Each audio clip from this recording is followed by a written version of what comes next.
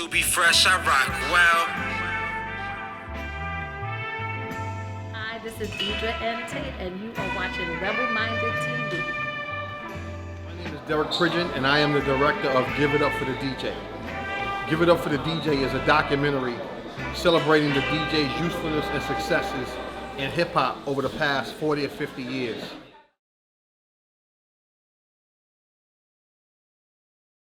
My definition of a DJ is like being a Pied Piper.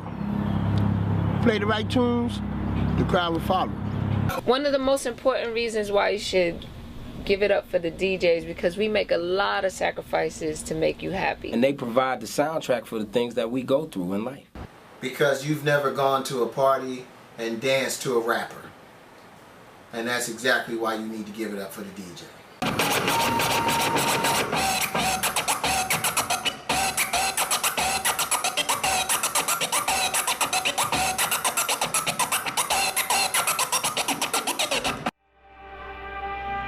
What's good, y'all? This is Jadon, representing for Rebel Minded TV at the 2016 Hip Hop Film Festival in Harlem. We're at the National Black Theater right now. I am the star of Keep Pushing, a film directed by Tim Gregory. Producers on it are John Michael Reefer and Guy Rouet, War Media. The film is about Billy the Kid, the main character in the film. He's contemplating between going to the military or becoming a rapper, and he chooses to become a rapper after hanging out with the journalist who catches interest in him for a day. The journalist takes him to meet a legendary producer in the studio who's played by Pharoah Monch. They work together, make a song, and then it's a prequel to the feature film that'll be coming out soon. We're here, it's mad fun. It's been out for about a year and a half now, put on television. It's been a couple publications, and now it's playing at the Hip Hop Film Festival. So I hope you enjoy it. Holla at me, I'm the real Jadon, Instagram, Twitter, TheRealJadon. Richie, you funny. You don't really want it. Your ego, big as Roseanne's stomach. You ain't stacking chips, no blasted clips. You whack as shit, I rap it sick. Man, I'm all that and a bag of chips. Cast respect to art when I stress the smarks. Ripping MCs up at Morgan Park. After dark, I'm acting hard. Time after time, I outrhyme these cats. And Richie, we all know that your rhymes are whack. If you was nice to raps, while you out at night with crack and lighting cat. When I write the raps, man, I strike like knives and bags. That bullshit you spitting, stop writing that. Or we fighting black, I'm like Star Wars when I'm striking back. Peace, my name's Claude Knight, aka Scooby. I'm the producer-director of a film called NG83, When We Were B-Boys. NG stands for the postcode, which is Nottingham, and 83 is the year when hip-hop first landed on our shores. The film is a poignant film. It's about 5 B-boys and girls in the 40s now, and what they're doing now. In 1983, we saw hip-hop for the very first time. We know it started in New York in 1973, but we got it 10 years later. We got it in a commercial package, but what we got was electric. And we just interpreted what was going off in New York in our own way. And the film is about that story in Nottingham.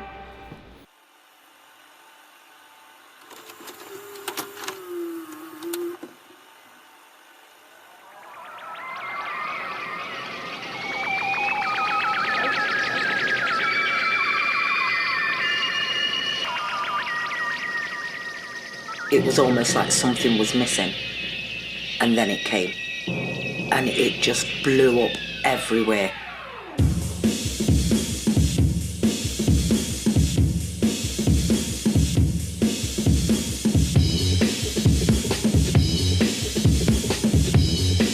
Stop!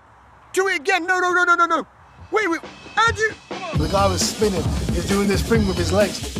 Like it was out of a movie or something. And then all these other kids wanted to get into a crew. I knew inside this was me. From you woke till you slept, that was it.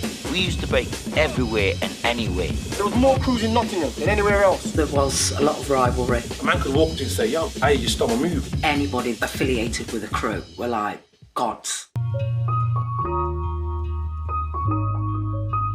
Everybody went from being these great stars to just being ordinary guys. It was just put in a closet and locked away, because it wasn't needed. It was almost like we were on a roller coaster that stopped halfway through. And then I said to myself, you know, one day this has got to come back. I seen people lose their life. I seen people do a hard time, you know what I mean? Because of the way it was fading out, the family unit broke down.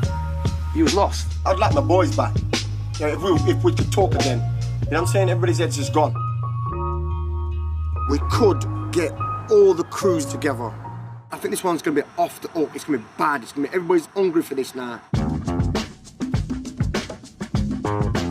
The proper reunion of the original B-boys. About the gathering of dinosaurs. I would not have thought in a million years that something that we just did would have transcended and crossed the pond, as we speak. Anyone from out of town who tries to come, I'll back them. I'm just ready for this. I've been ready for it for years. I'll find them. Hey man, I can find my boys. One more time, just to be in Rock City. Yeah man, I'm ready with that. I'm old school. Telling you. You knew that. It's your boy Pop from Project Heat. Tune in to Rebel Minded TV. Our journey is just basically to depict the life and trials and tribulations of the individuals living in the projects. From the pissy hallways to the bad chemistry of why people do what to each other and for what reason. Because people just don't understand the mentality.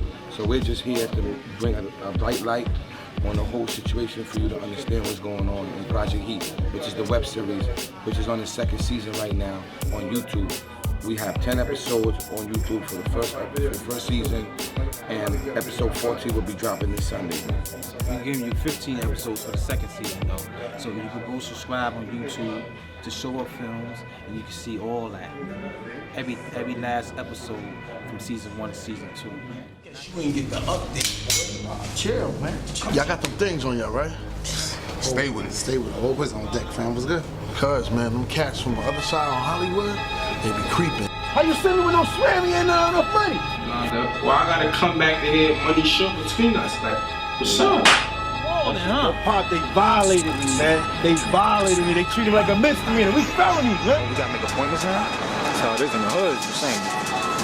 Oh, you got it. You got it, playboy. So you can tell me you don't know what my sister is though. Didn't I tell you that everything is Hollywood side? I ain't got nothing to do with that. Hollywood dudes? Wow, word up. I heard them Hollywood cats is taking over the caveman, so I was good with that. Why do you think he's tied down to this? His sister just got shot in Pink Houses.